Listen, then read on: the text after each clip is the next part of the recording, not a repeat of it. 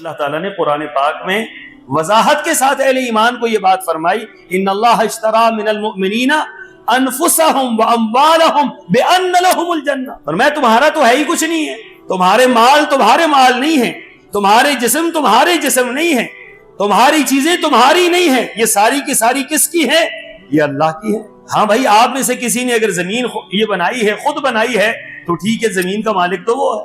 آپ میں سے کسی نے زمین بنائی ہے، آپ میں سے کسی نے پانی کے چند قطرے اگر بنائے ہیں تو پھر پانی کا مالک وہ ہے۔ آپ میں سے کون ہے جس نے یہ دعویٰ کرنا ہے کہ پانی تو میں نے بنایا؟